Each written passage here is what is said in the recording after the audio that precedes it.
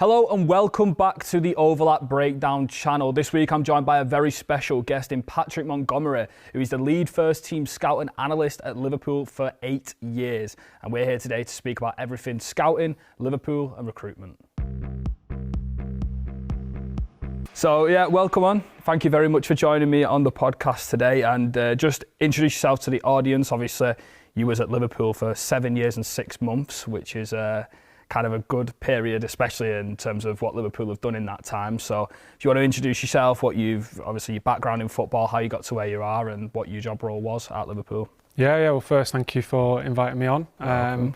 So yeah, really I won't keep you too long on it. So background in football, started off at Crewe Academy, so joined there at the age of 10 and signed under Steve Holland, funnily enough. He was head of academy at the time, so under 12s coach as well.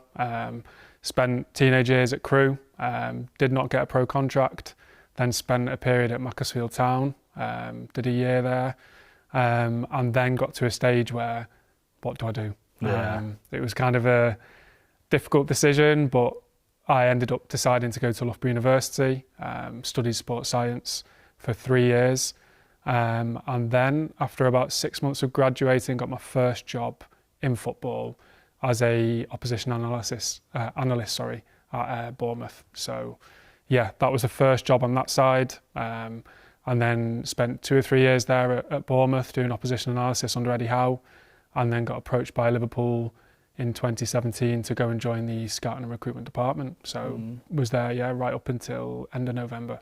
Yeah, we spoke about literally just off camera in the cafe about you was at Bournemouth for the year they got promoted to the Premier League. Yes. And we was like, that's some achievement, because they were just, especially not only just because Eddie Howe there was obviously the history of Bournemouth and stuff, but obviously the large bulk of this is going to be about your time at Liverpool and the scouting and the technical, but that is some achievement in that one season. And were you only there for one season as well? So I was there for 2.5 years. Yeah, so I first went there as an intern, so that was my first job. And yeah, incredible, like for the size of the club and obviously what the manager did, bringing the club from League Two, basically saving the club, bringing them all the way through, and I kind of jumped on the bandwagon the last sort of championship year. Get a promotion under your belt. enjoyed the promotion. But yeah, incredible, I think for such a small town, like the parade and sort of everything that went with it, to get in the Premier League and then for them to stay there really for a good period of time. Well, currently at the time of the recording, they're in the Champions League places, which is like they've got a similar sort of model to Liverpool, like high-end, transfer recruitment and scouting ridiculously rogue and unknown nations and stuff like that. So, yeah, obviously moving on now into joining Liverpool, and you didn't join straight away as a lead scout. You joined as a recruitment analyst straight away. So I've got a little bit of experience doing that, but obviously you're doing it at Liverpool in 2017, and that was kind of the start, would you say, of Liverpool's like transfer triumph? That's like a bit of alliteration. I think, to be honest, so I joined probably, I think it's maybe 3 or 4 months once that Jürgen Klopp had arrived. So I was approached to join the club there. So my role, as recruitment analyst, was basically to assist on the video side of the department. So any kind of players that we felt were possible targets, to make sure that the work we compiled was basically prim and proper. So real strengths, real weaknesses of these players or developmental areas. And then help really to deliver that to, might be ownership or sporting director, so that accompanied the other work, so the other reports, the other scouting perspectives, the data side. So that was the first introduction really in the transition across from doing opposition, sort of opposition team stuff, to then doing kind of individual player scouting as such. When you were there, obviously comparing it to up until the point you left, when Jürgen Klopp come in, was there obviously you wouldn't be able to say if there was a change or not because you weren't there prior, but when you went in, was there something, the recruitment process that was there, how did that develop from 2017 up until 2024? Could you maybe go through, not exactly the process, but the criteria, the points of interest of scouting a player for Liverpool? Yeah, I think, to be honest, the first thing I think with any club really is to understand playing style, the demands that are going to be placed on possible targets. Will they fit the criteria from a technical, tactical, physical sort of potential?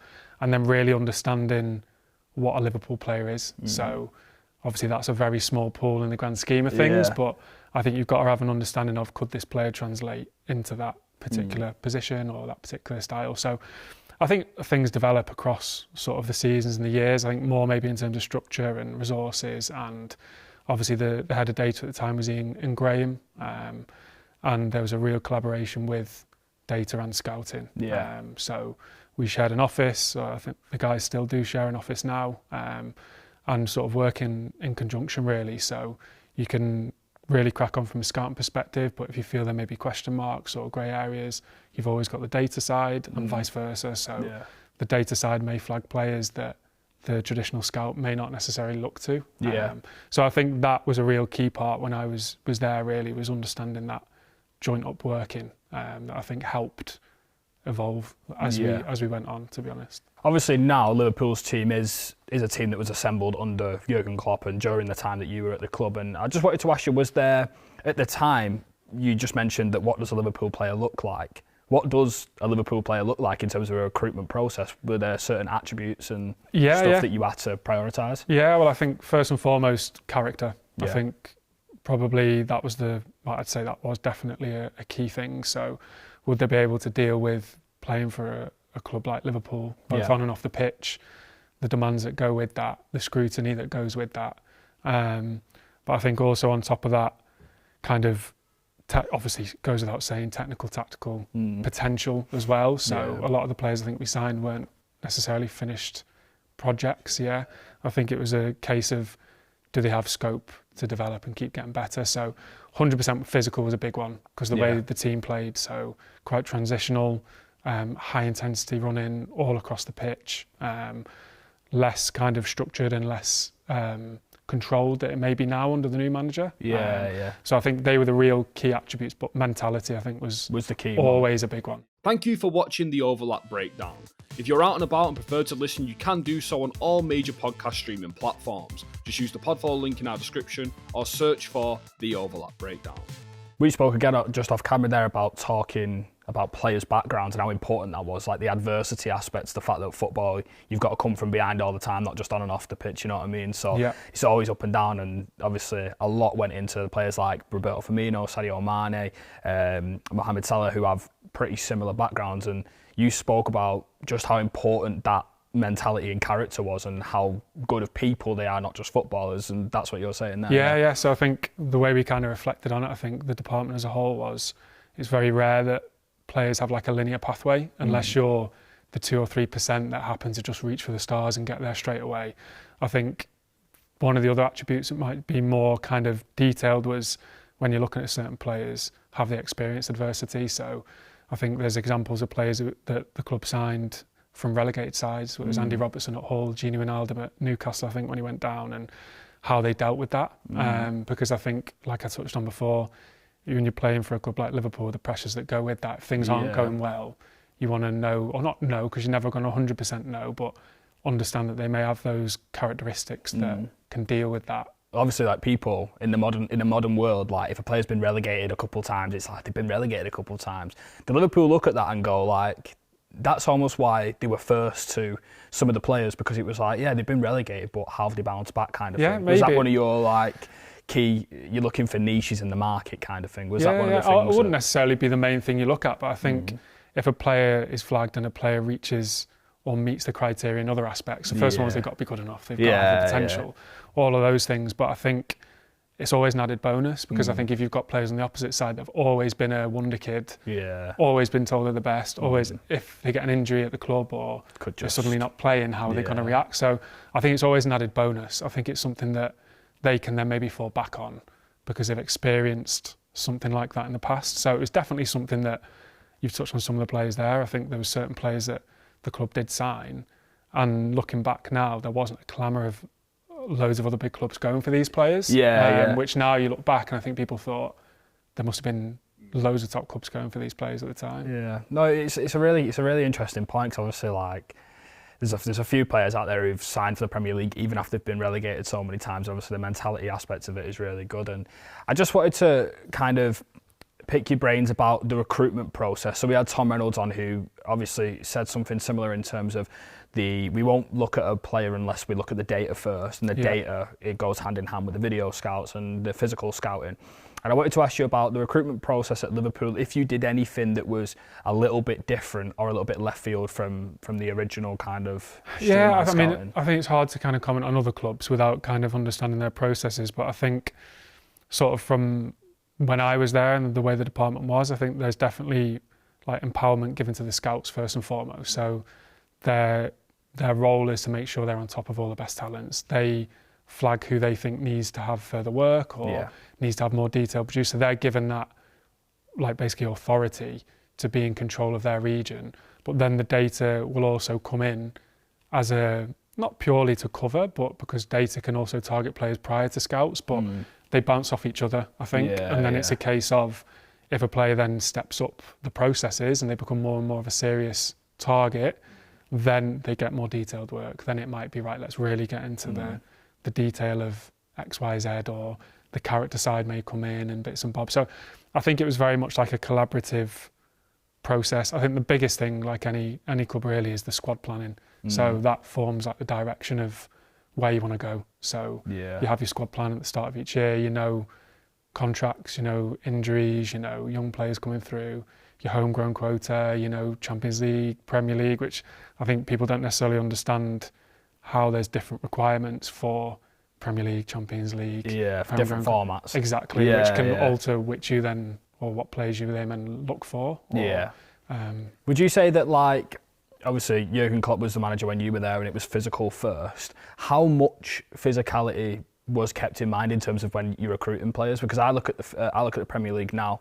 I've had 2 Premier League players on the podcast and they've said that the league they both played across 10 years in the league and they're like, the level has never been this high. But it was almost like Liverpool who set the bar for being the most intense. It's like, in that process, how much was it favoured? Yeah, I think particularly at the time, like you say, under the previous manager, because of the way the club played, that had to be something that people can do. I think now you look at, I'd say, any Premier League team, it's so rare that there's not an athletic. Unless you're super elite technically and you're a game changer on the ball. I think that's the only case where you could maybe get away with, and even then we're saying not athletic, these players are still athletic. They're still running like 50k a game. I think it's like, we're just so, as you spoke before about like the physicality of and the size of some of the players. Players that maybe you look at on television and they might not look particularly big, but the presence they have when you see them live. So 100%, it was something that first and foremost you want to look at, will they be able to endure the physicality from an injury perspective as well? So availability is probably a really good point that I maybe should have mentioned in terms of how resilient would they be to come back from an injury. But also to play successive games. So could they play Premier League, Champions League, League Cup, Premier League, and be able to keep churning? Because I think that's the other thing that people don't necessarily talk about often enough, is the best players in the Premier League, how robust they are, that they can play every single week and still hit that kind of target. So would you assess that by going off how many minutes they've just played, or would you look at the minutes and look at the intensity in the minutes?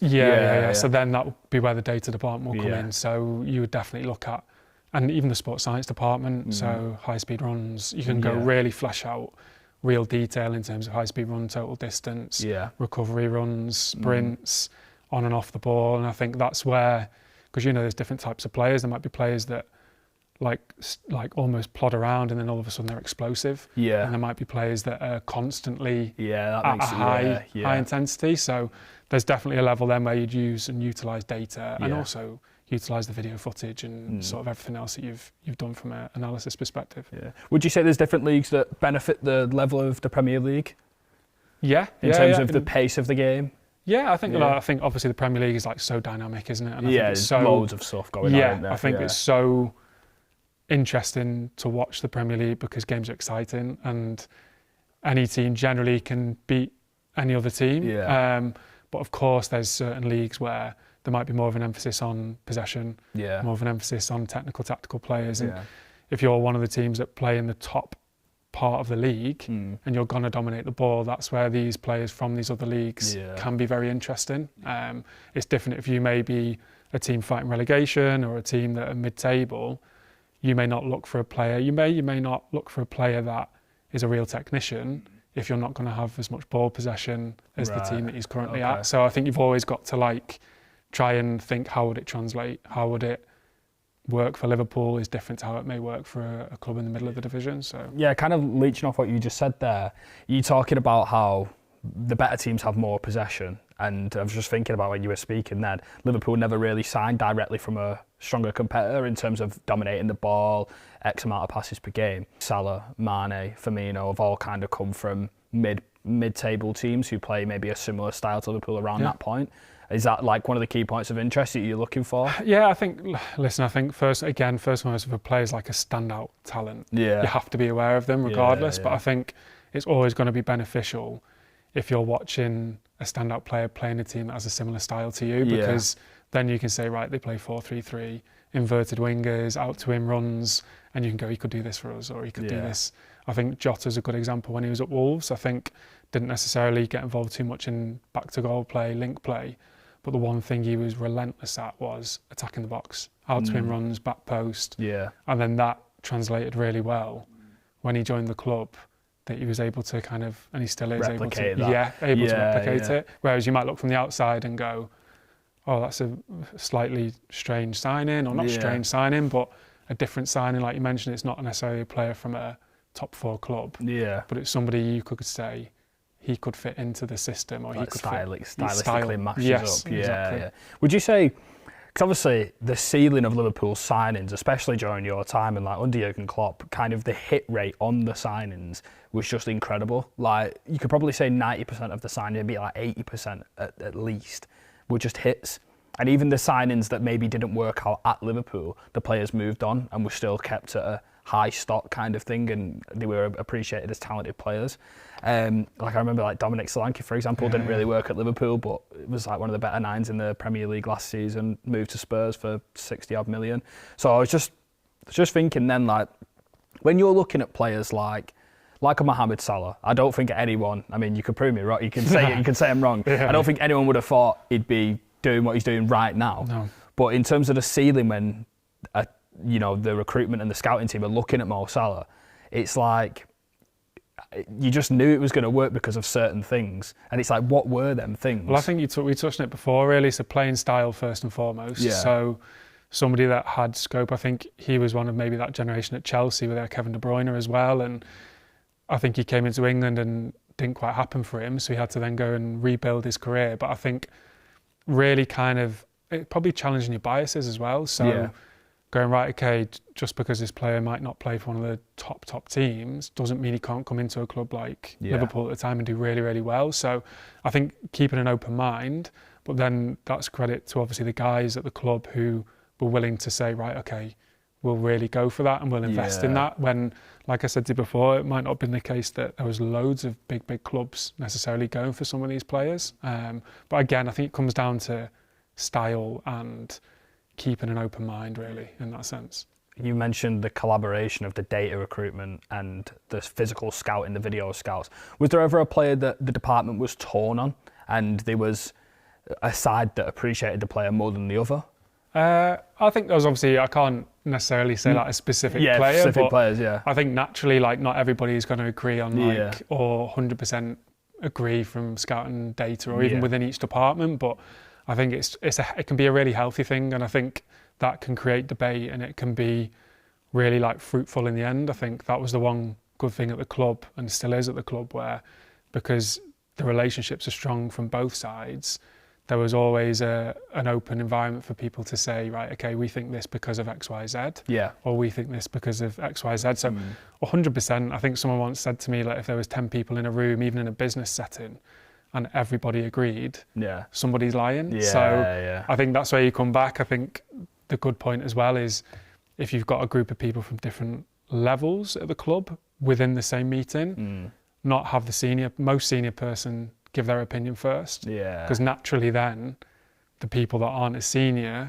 it's more difficult for them to disagree. So I think little things like that, where you can let everybody else speak first before the most senior person talks, can help with like getting the truth out of everyone. Because I think we've all done it. Like if you hear somebody that's your boss say this player's this and this player's that, what do you think? It's replicate it. It's very difficult to be like, oh, actually I disagree. Whereas if you speak first, that can be the case. So I think, listen, there's always going to be discussions and debates, but I don't ever think there was necessarily one where it was like 100% no from one side, 100% no from the other. But there would definitely be cases where there might be more heavy on from data or more heavy from scouting. So that's where the communication comes in. So, in terms of like the public eye, because obviously the public eye only have a certain level of knowledge about data models and recruitment stuff. But if you could say key metrics wise, what was the Liverpool? You know, if you seen like a star next to a certain metric, or you've this metric is the one we want. Yeah. And if that goes high, what is the ones? I think it can change. I think it can be quite fluid and it can change. I think there's always the fundamental ones. So we touched on some before, the physical outputs. Yeah. You can go really into detail in terms of, it might be final third entries or wingers. It might be how many times do centre forwards attack the box. It might be real kind of locations on the pitch type things, and it might be anything from availability. So it could be injury availability, like the resilience we spoke about. So I think it can be quite fluid, but I think the physical ones were always a big one. Availability, particularly in the time I was at the club, because of the nature of how the team played. But then you also need the technical and the tactical, particularly the technical side, to sort of have an understanding of what that player can bring, really. So I mean, if you looked at Mohamed Salah and you're seeing at Roma, if he had a portion of his carries inside the pitch, you would look at that and think, well, that's how Jürgen Klopp wants to play with his wingers attacking the pitch. It could be something as simple as that. It could be like the amount of forward runs they make, where they're making it in the pitch. It could be off the ball stuff. So how many times do they cover their fullback? It could be. So you can really flesh out aspects of the physical, and you can really flesh out, okay, how many shots does he have? What type of shot does he take? Is it placement? Is it power? Right, so moving on into, obviously, Liverpool after you sign the players. So we've gone through the recruitment policy, and just before this, Jürgen Klopp obviously isn't a manager anymore, but what was the relationship like with Jürgen Klopp and the department? Because obviously I read a lot of things about how much he appreciated the kind of the data department, the modern approach, and obviously the approach that Liverpool used to even acquire him as a manager, which was using an expected points method and stuff like that. So just what was he like to work with? Obviously he appreciates like the modern data way of doing things, but yeah, from your personal experience, how good was he? Yeah, really good. I think exactly how you see him, really.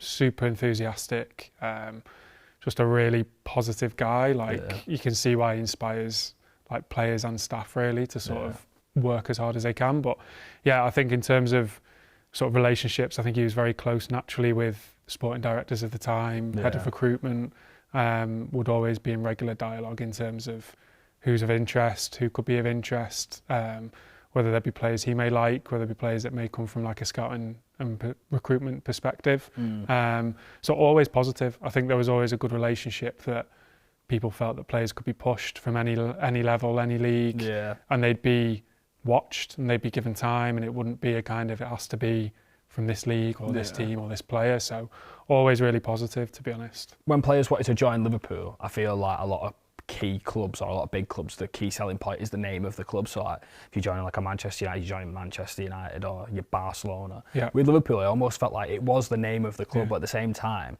you had like, you're playing for Jürgen Klopp, who's like probably loved as a player to play under, because he'll die on the sword for you, kind of thing. I think so. Was that a key? Yeah, well, I think obviously when he first joined, Liverpool weren't competing for league titles at the time, or going for winning Champions League. So that was 100% a pulling power that he has, because even spending time with him, you feel excited and you feel you'd want to. Players have spoken about it a lot, wanting to run through brick walls for him and really wanting to do everything for him. So I think 100%, especially through those initial periods, the first few seasons, where you were trying to get somewhere, if you were competing with a team at a similar level, or a team that might have had a bigger salary on offer for the player, or anything like that, I think is a really important pull, for sure. Because I'm not sure if you can confirm or deny, but I remember reading Sadio Mané chose Liverpool over Manchester United because of the manager. Yeah, to be honest, I can't say on that, but I think it's, listen, I think 100% when it comes down to decisions for players between two very similar clubs, I think in terms of success, in terms of level at the time and everything else. So I think soon to be the same. But I think it is like one of those that 100% it'll play a factor. We spoke about off camera how difficult it is to find the niche now and how difficult it is to identify players because of the Moneyball way of the Brentfords and Brightons that have made it so popular. Obviously got Chelsea changing their recruitment system. Brighton have even more kind of thrown the hat into the ring to push it even more towards data. How challenging is it to not only identify players in today's market, but to find, we mentioned before how like Mohamed Salah, there wasn't as many buyers, there weren't as many people interested, whereas like in today's market, it feels like as soon as someone's on the radar, there's 10 clubs sniffing around that player. Oh, it's even just in the period I was at Liverpool for those seven years, it changed dramatically. I think the increased resources that teams have, like you've mentioned, the increased use of data, the increased use of video. So we spoke before that you can be sat here or we're watching a game in Bolivia or Peru or Japan in the J-League, and I think that then has meant that more clubs now are fishing in the same pool, basically. You've got to be so ahead. It's all about planning. I think you've got to be so ahead of the curve. You've got to be on top of young players that are making benches, never mind starting and putting numbers in. Bench players, so young players that are benching. You've got players that might be doing really well at youth team level, so you can literally work back, but it's all about planning, I think, and it's down to then making sure you get the coverage on that player as quickly as possible, get the information on the player on and off the pitch, that then you can deliver that to the people that would make the decision. So at least then your job is done. But it's so competitive. I think so many teams now, I said to you, it might be in the past that some of the bigger teams as such would be able to get the biggest players. But now I think because of the Brightons, the Brentfords, they get them before it. So I think even teams like Brighton and Brentford now, and there's a lot of other teams, because they are so well resourced, they use things so effectively. You're now, even if you may be a bigger club, you're still fishing the same pool as these clubs, and because young players particularly will look at the pathways that players have taken, going to Brighton, Alexis McAllister, you can name Caicedo, that they're not necessarily going to go, oh, there's a massive club here, a club like this here. They might not necessarily always go for the big club now, because they know that they're going to play every week at one of these clubs. So I think, massive changes. I think the availability of footage, resources, scouts, like human scouts, but the use of scouting on video, data. So because you can cast your net so wide now, so you can with data you can take in 500 players and filter 400 of them out with like a few filters on a stats board. But I was like, we're speaking about like Caicedo come through in Ecuador and played for an Ecuadorian club, and it was like he went to Brighton, and I think United have obviously got this famous story when the scouts were looking at him and stuff like that, and it was like, now if you took everyone's models now and how they do recruitment, it's like before he moved to Brighton, everyone would have been there already, and it's just scary how like smaller the margins are coming. I think it's so competitive, and I think, but then on the flip side of that, you still have to have your own opinion. Your niches. And I think it's so easy to jump on the bandwagon if you fall into the trap of this club are after this player, we need to get onto this player. You've almost got to still do your due diligence and go, yes, he's fantastic, but he's not for us at this time. So you've still got to make sure you have that balance. Really. I think there's a lot of clubs that kind of try and sounds funny, but like a lot of clubs who see that a club are looking at a player and then they just step in and go, if they're looking at me, must be good.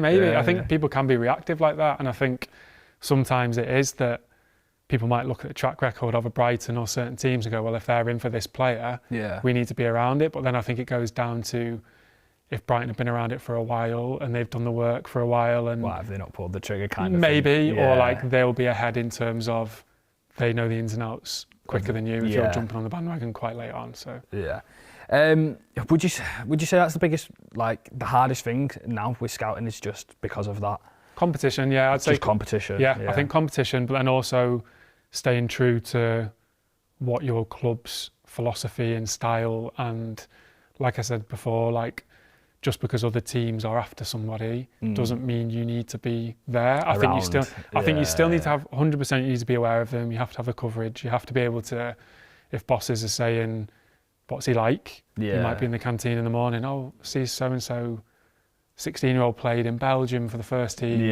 What's he like? If somebody puts you on the spot, you still have to be able to say, oh, actually he was decent, came on as a sub 50. Because if you don't, then that keeps you on your toes, I think. Yeah. I'm not sure with the way football's going now with scouting. Obviously, we've spoke about the data elements of it, but it feels like there's a lot of people shopping niche markets because there's less money and the ceiling's really high for a player, and if it fails, it's only a couple million to a bigger club.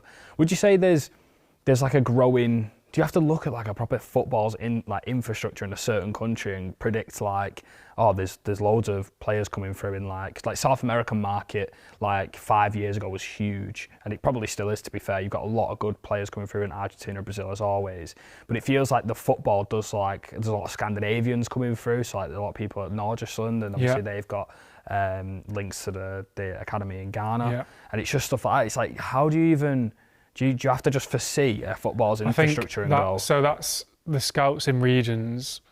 It's down to them to, and a lot of them will anyway, will understand which clubs have particular qualities and which clubs produce, which academies always produce this type of player, or they're a selling club, or this type of player. I spoke to you before about pathways that players take. So I think the more you get immersed in that scouting environment, the more you understand, okay, a player from this particular region, the better ones may come from this particular academy. They may then take a step from this league to this league, then that league to the Premier League. So I think you have to put that responsibility on yourself as a scout to understand the context of the market you work in. You need to understand the selling clubs, you need to understand the clubs that have the renowned academies, you need to understand the clubs that might be the bigger clubs, but they don't need to sell. So I think that's definitely a thing that 100% you have to be on top of, because there's definitely patterns, like I said.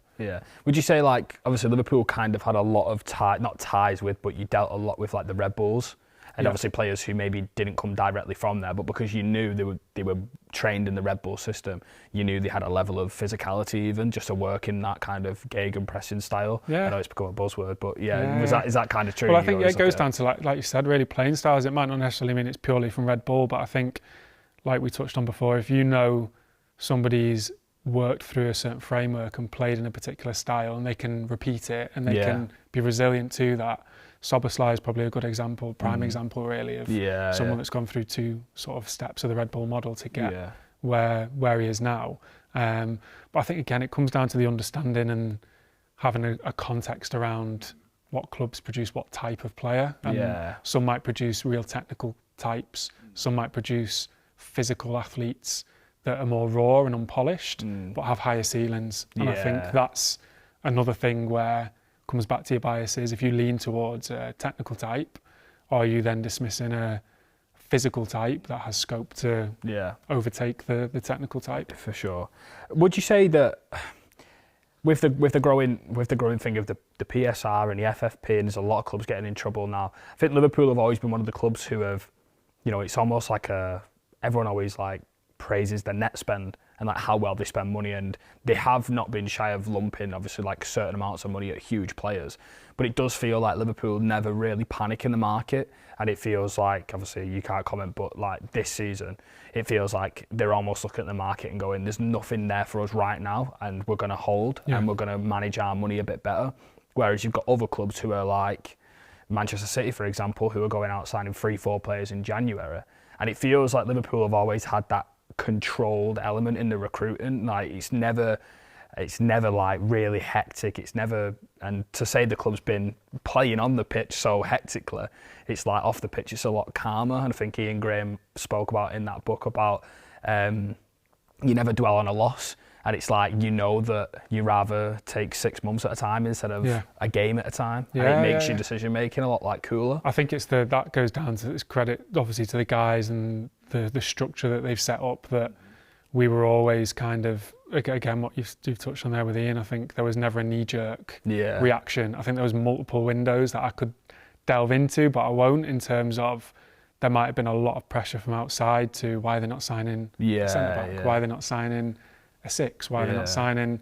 But I think that's obviously credit to the guys above who were open-minded enough to say there's nothing that can improve us, or there might have been something in the pipeline 6 months further down the line that people might not necessarily have understood. And I think there's nothing worse, even from a personal perspective, if you think you're spending big money regardless now. If it's not quite right, then is it better to think about, I think the guys were always very good at thinking outside the box, so it might be a loan or a loan with an option or things that you can still get deals done. But, and again, you spoke about before, players that had resale value. So players that might be short-term fixes as such, but then they'd be able high to... upside. Exactly. I think that was always calmness is a good word. I think the environment that was created and still is apparent is a very calm, collected kind of, and that I think goes down to data and scouting working well together, to be honest. No, for sure. I think you mentioned there just like Liverpool don't make a knee-jerk reaction. They don't spend big on transfers. When Liverpool did spend big on transfers, dare I say, they've never really got it wrong. Like at this moment in the past 8 years, Alisson, Van Dijk, players like that, Salah, Mané, obviously they're not huge monies, but they're up in the 40 millions, 50 millions. It's like, how much does it go into? So if you're signing a player for 10 million, obviously, is every player scouted the same level? You watch the same amount of games, or is it you signed a player for 80 million, you're watching 1,000 games? Do you know what I mean? I think it comes down to a bit of common sense. I think at the same time, if players get to a level, I think in most clubs that they could be a potential signing, there has to be a real level of detail on that player, so warts and all, what they're really good at, what they can improve upon. But naturally, I think then if you're getting to a stage where you are going to shell out X amount of money, I think people forget a lot of the time as well that money for Van Dijk and Alisson was the Coutinho money. So I think that was, at the time, people were saying we needed to maybe improve the spine of the team, and obviously people forget that I think Van Dijk at the time wasn't necessarily playing at Southampton, and it was something that, of course, you do make sure you have everything, particularly in my role at the time, you have to make sure that everything you produce there's no real grey areas. So you can say this is what they can do, this is what they can improve upon, really. Was there a sense that, like, obviously, if you're making a signing for that much money, there's obviously got to be a sense of confidence that it's going to get right, but there's always the 5% that it's football, anything can happen. How much was you nervous? When he come in, because he kind of hit the ground straight away, didn't he? Similar to Salah, straight away, there was no hiccups. Obviously, he had the injury and stuff like that, but he's come back better after the injury, you could say. And obviously, again, it's that character development that you're talking about. But how much nerves goes into a big signing? I think we said before, I think you're never going to 100% know if a player's going to be a success or not. I think they could be the best player in the world, but if they don't settle maybe off the pitch, or there's so many variables that are uncontrollable. I think what the club we always tried to do is know as much as you could about the player, on the pitch, off the pitch, what makes them tick, to just try and minimise the possibility that it might not be positive for them. So I think that kind of eases the nerves as such. But I think obviously with a player like Van Dijk, you could see what he was doing at Southampton, Celtic prior, his presence, I think everything about him, I think it was just a natural sort of fit just for him to step in. And I think you knew, like you said, hit the ground running, and he was a leader straight away. So I think you just got to try and minimise as much as you can. What was the key point, like when you look at Van Dijk? Because I think a lot of people, obviously from a professional standpoint, you were confident in the data, you were confident in the eye test, stuff like that. But then from the outside, people were like, it's 80 million quid on a Southampton player. Could you say that the recruitment people were seeing that the public eye didn't see? I don't know if it's necessarily something the public eye didn't see, but I think it goes back to the amount of work that was done and the detail that was carried out. And I think, again, we spoke at the start about adversity. So like people's careers aren't always linear, and the fact that Virgil come back from knockbacks, setbacks, progressed, got even better. And I think you can never be necessarily 100% how successful somebody's going to be, but I think the best you can do is do your due diligence and then just cross your fingers, I think, really. When you actually think of Van Dijk in terms of if he was coming in today, Like if he was coming through today at Southampton, I think everyone would be looking at it going like tall, physical, dominates, good on the ball. And it's like that's kind of the architect for like every single centre-half profile. And it's like when you were shopping the market, did you have like, I don't want to say, not pigeonholing players, but were there like players where, okay, if you're a centre-half, you need to have these set qualities, and then you did it, or was you a bit more dynamic? I think you've always got to be, first and foremost, you always got to be open-minded. So if somebody is a particular position and they have a particular standout attribute, so centre-back, maybe he heads everything, or he defends the box like really well, gets his body in the way, gets his distances right, might not be great on the ball, might not be able to build, but if he can defend, you have to be aware of that person just as much as the Rolls Royce can step in, can play, can hit diags, super athletic, but might not be as aggressive in his box defending. So I think you've got to keep an open mind on that, but I think they have to have obviously the elite attributes, but you can never dismiss the individual that could have a high ceiling, who might not be technically super clean at the moment, but could be, but is also really aggressive, could suit the physicality of the Premier League. So I think you've got to keep an open mind in both senses, but also again understand would they translate into the playing style of what Liverpool like. Good example really is the way Liverpool played at the time, high line, be able to defend basically 2v2 at times, fullbacks had bombed on. You need to know that they can meet. So of course there's an ordered structure of what's the most important. Can they defend transition? Can they defend 1v1? Are they leaders? But I think you always want as much of a rounded perspective of a player as you can. When it comes to scouting, obviously I did a bit of research. So in your time that you were at the club, Liverpool had the 7th highest net spend, but obviously won a Premier League and a Champions League in them moments. Do you think there's an element of, you get clubs who are spending 80 or 100 million on players, and Manchester City became like almost famous for doing the 60 million mark and never like encroaching beyond that because they didn't want the headlines and they didn't want the tags on the player. And it's like, when you're signing players for a smart fee, how would you be able to assess the value that you're paying for the player and the player's quality? So do you know what I mean? Yeah, like I think you've got to understand the market. So I think you've got to have relevant market information. So you've got to have references of players that have maybe similar attributes, that have moved similar pathways. And then you've got a reference of this player was similar 3 or 4 years ago to this player now. He went for this amount. He went to this player. So you have to have a reference straight away. And then it comes down to, I think, being sensible with what you're willing to pay.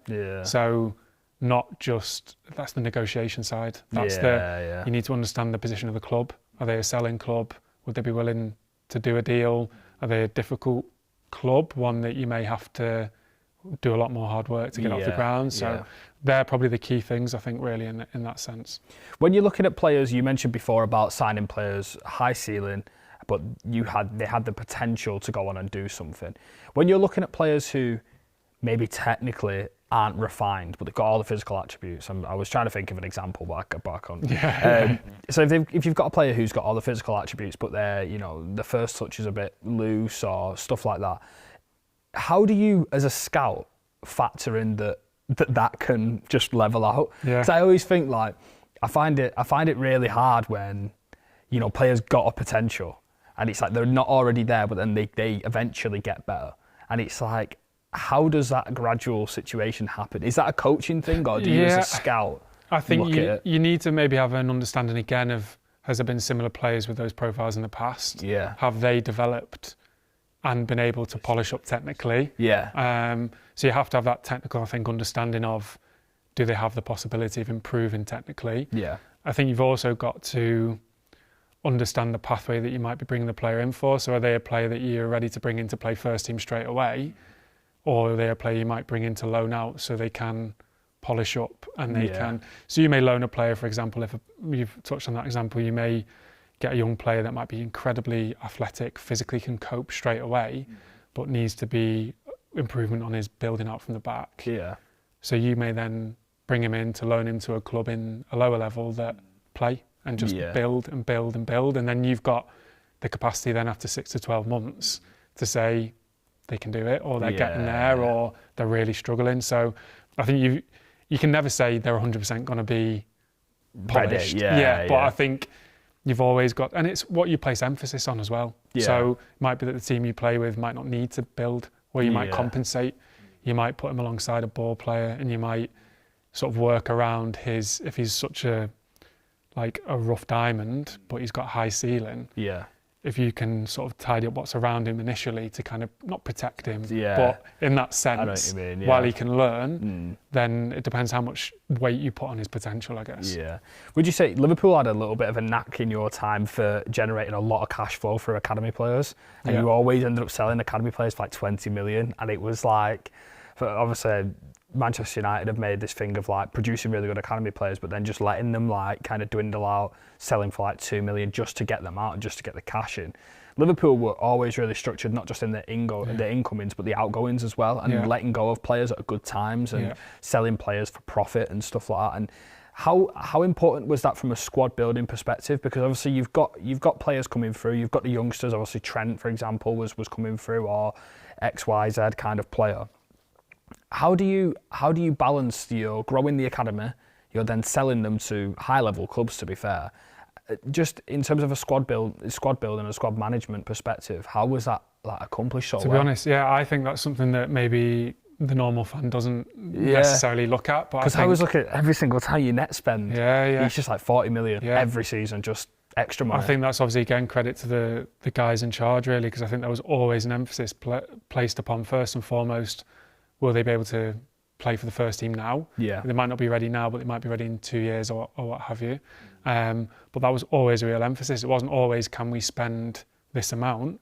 It may be, do we have value already in the building that can help build a kitty, basically, to go and then sign a player that may be ready now? But then you go down the pathway of some of these players. Do you put buybacks in?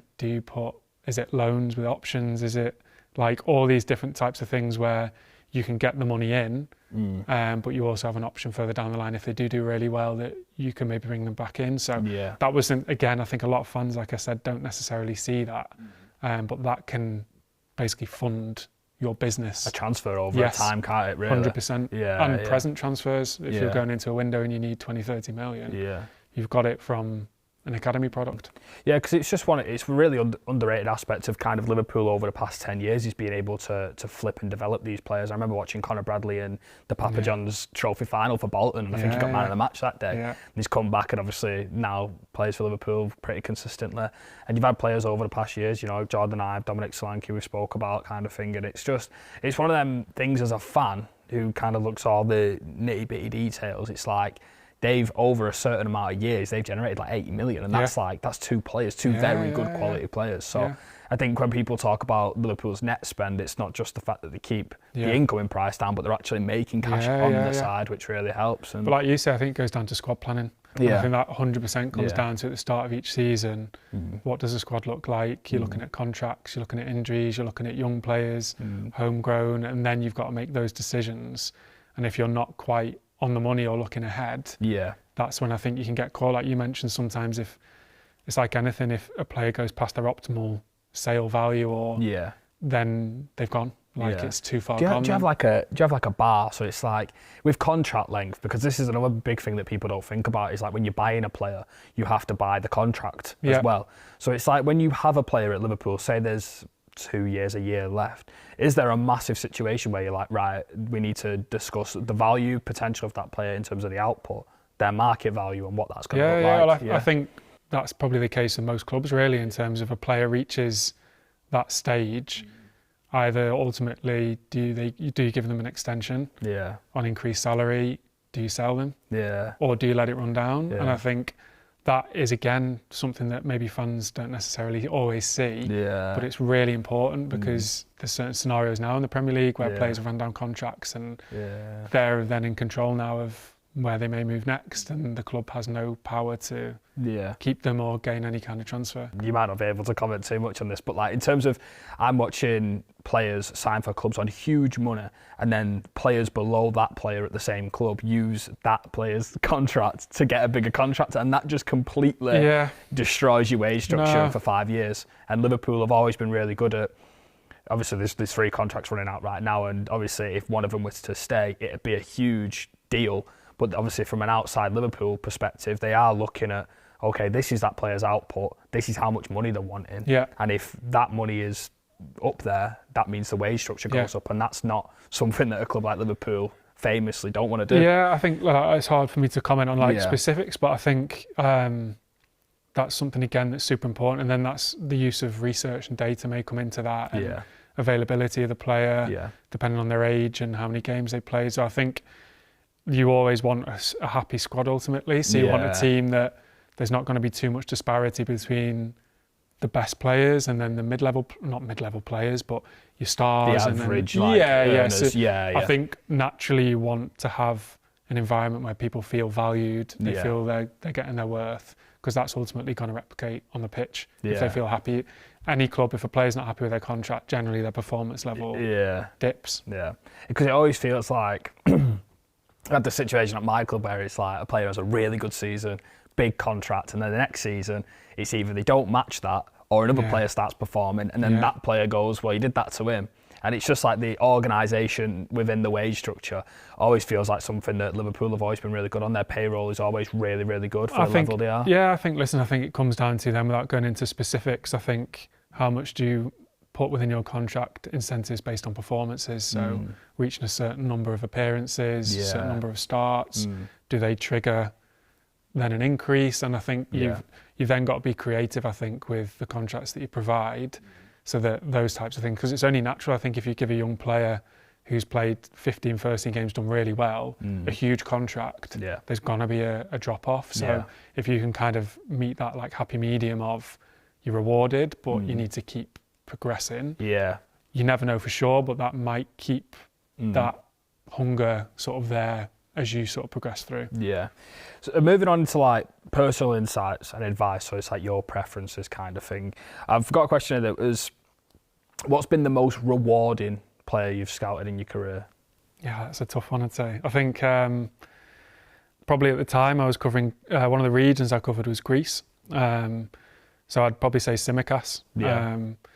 Just because I think that was a really nice example of what you've touched on before. It was a player at a club that weren't in the top 5 leagues, stereotypically, playing for a big club, of course, in Olympiacos. But I think he was one we needed a left-back at the time that fit a certain profile and fit a certain way the club wanted to work in terms of strategy and sort of long-term. So I think he was one for sure where once he was flagged, the work was done. We were quite kind of, I wouldn't say lucky, but I think Olympiacos had a great draw that season in Europe. So they were in Champions League, then they fell into Europa League, but even then they were playing Premier League teams. So you could match the level. So straight away you've got a reference. So you could say, right, okay, a dominant team in Greece, it's quite difficult to know how that might translate. But if you're then seeing him against, I think at the time they played Arsenal away, and then they also played Tottenham away. He was up against Lucas Moura in one game, he was up against Aubameyang in the other game. So straight away you're going, okay, how can he deal with this? I think they played Wolves. And Adama Traore. I remember that. Hey, you get a test of physicality in that guy. So I think that's probably from a personal perspective. Because again, it goes down to then you felt that if you pushed a player from whatever region, that he was taken notice of, and it wasn't he plays in a league that's not a top 5 league. It was, right, let's do the due diligence. Let's see how he marries up against some other targets that might be playing in Germany, France, Italy, England, Spain. So I'd say him, personally. Do you have like a power ranking with leagues? To like match the level, because it's so difficult. It's like one of the hardest things to do, even as like a fan. It's always like if a player moves from X league to Y league, it's always Bundesliga, don't work too well. How do you measure that up so well? I think there's, without getting necessarily into too much specifics, there's always a weighting of leagues. So different clubs may use different models, and sort of that may lead them to, okay, if a certain league's weighted this way, this may then mean they would reach this level in a particular higher level league. So there are weighting systems as such. I wouldn't know the real detail of that in terms of that's more of a data and research sort of niche, but 100%, because that's what you lean on if you're looking at how a player may translate from, Greece is probably a good example, where how can they develop and how can they come into play in a way at a team that plays super high transition, or there's going to be 1v1s every single time the ball gets switched wide. So weightings are definitely a thing for sure. Right. In your time at Liverpool, you've gone through a massive transition, not just in terms of modern football, in terms of the way the Premier League gone. It almost was a bit of kind of low quality when you started, and then probably ended up being the best league in the world at one point, and probably still is competitively. I was just wanted to ask you about the change in scouting through them years, and how, like, as it become, we've mentioned how hard it is to find players in terms of on your own individually, like not really having too many people sniffing around the same player. But in terms of the due diligence, as you're saying, that's going into a player, did you notice between 2017 to 2024 how much more was going in? Is there more going in? I think more than that. I think that will continue, to be honest. I think it's a case of, because clubs are spending more and more money, they want to know that what they're investing in, you know as much about that individual as possible. So I think there's more obviously I can't speak for other clubs, but I think there's more responsibility placed on certain scouts, and to not just have the stereotypical report on a player or a grade on a player, or he did this well or he did that poorly. You've almost got to have that well-rounded perspective of the player on and off the pitch, how they deal with like adversity, like we spoke about before. So I think there's more, and also even from a personal perspective, as a scout and sort of working in that department, you've got to have a skill set that can use softwares, use different, like, basically resources on the computer, on your laptop, not just, you have to be able to access things, pull things together. So it's changed a lot for sure. So moving on into kind of the last couple of questions, I've got the most unexpected scout and discoverer. Kind of maybe to give you maybe a little bit of an easier thing, because when I read that back I was a bit like but in terms of like a player who maybe rapidly shot up both eye test and data. Unexpected in terms of came in and did really well. Exceeding expectations. I think you could.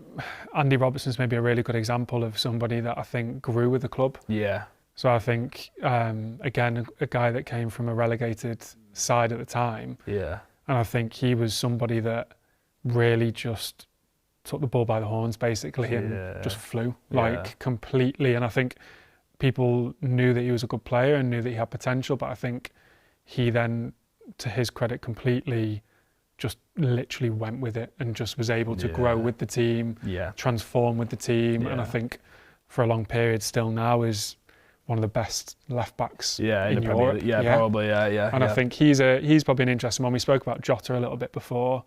Maybe somebody that might not necessarily have, people would have looked at and gone, there's loads of clubs after him at the time, but fit perfectly into the style of play that we were looking to do, and the number of goals he scored, important goals that he scored, and still does contribute with important goals. I think those two, maybe off the top of my head, would be ones that have kind of come in and really grown. There's a lot of other little ones, I think, where people have come in and done well, but I think they're probably the two maybe that would stick out. Do you know when, like, you've got, say you've taken Diogo Jota, for example, who's obviously a clinical goal scorer and has been in the Premier League, you know, for people who don't know, he was always, in terms of XG, like a crazy outlier in terms of the chance he was getting, the chances he was putting away, the amount of headed goals as well, and left foot, right foot can kind of score all types of goals.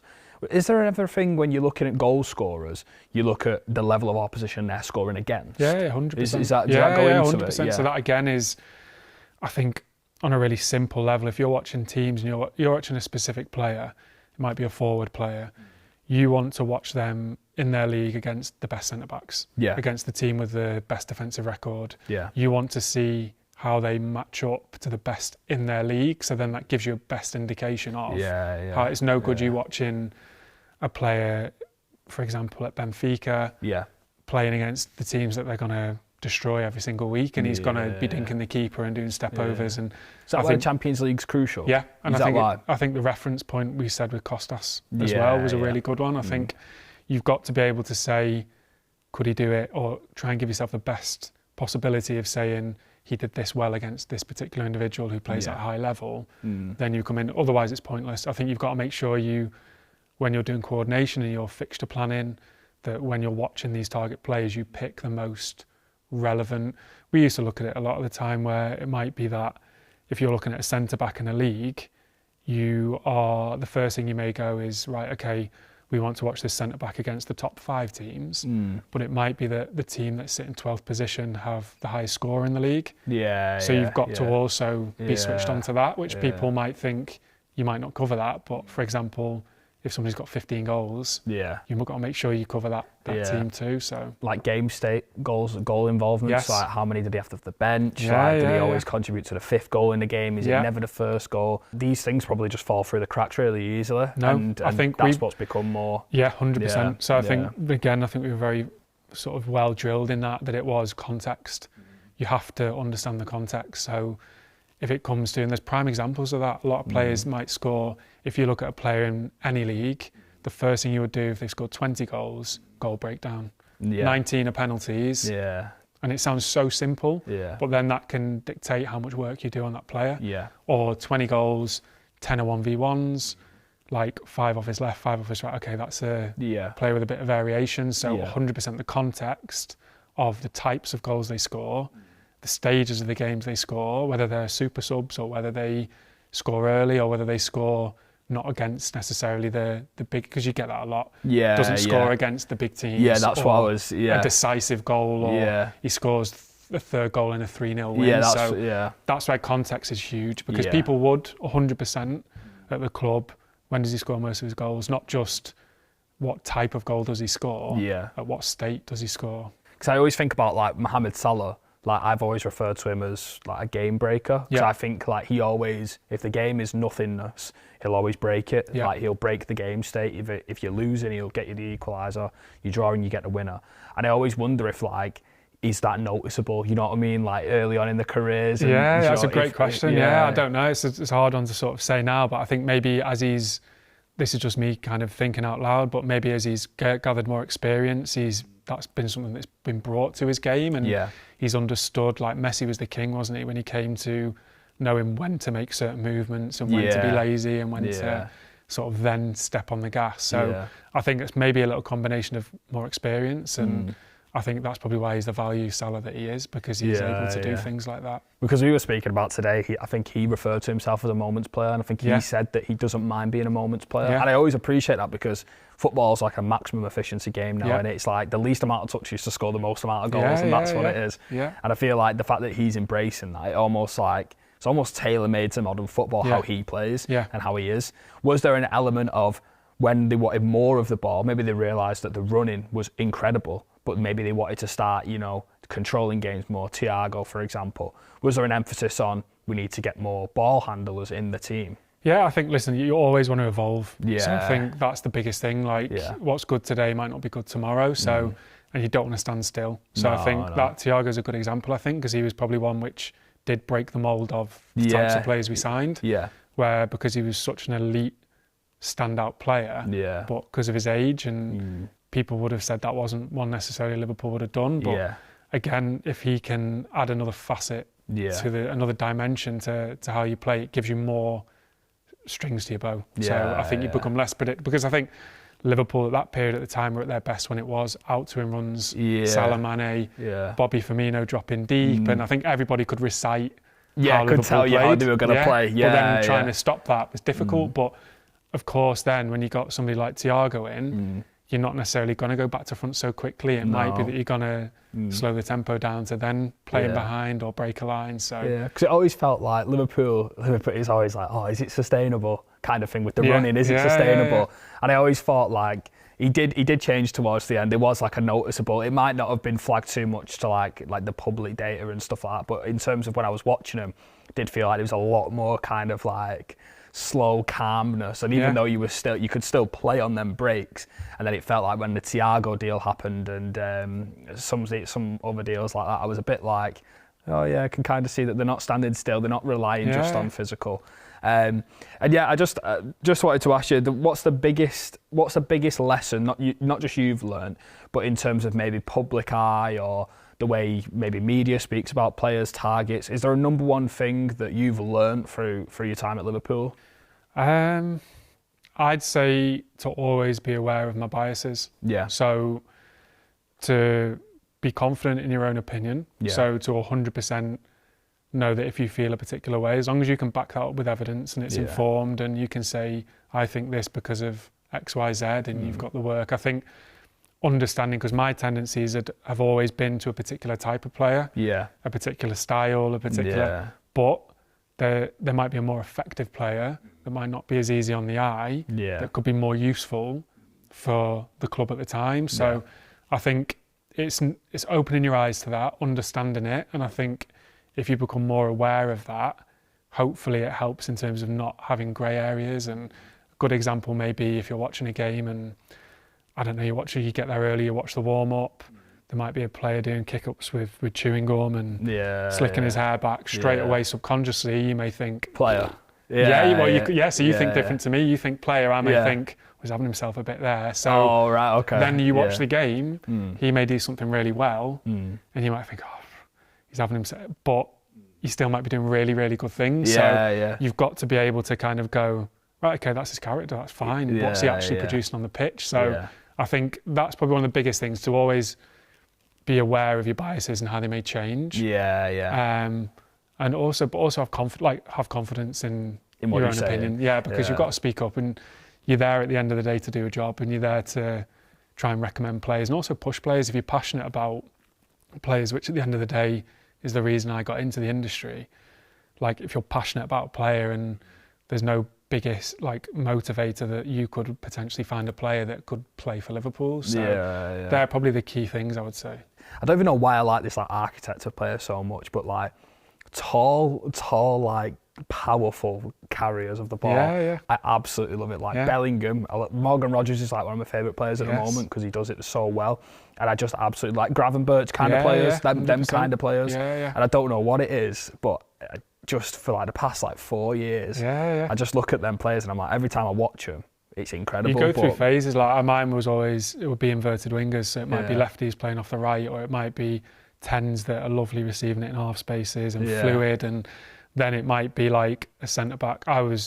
Growing up, I played centre-back, and it was always the ball players. I love the ball players. Yeah, I love the ball because they look great, but they might not be as good as somebody that's physically a monster, but can defend and super athletic, that for us can defend big spaces at the time, can defend balls in behind much better than the ball player. So I think that's where the discussions come in, and I think the more you discuss and you talk with other people about that, the more you become aware of it. And it's not a bad thing. No, it's a game of opinions. I always say this to people, and it's the amount of different contrasts and opinions that just go on in football. It's not just outside the sport, but there's a reason why there's 20 recruitment people, because they need so many eyes. Definitely. And it's I always have a conversation with my mates and stuff.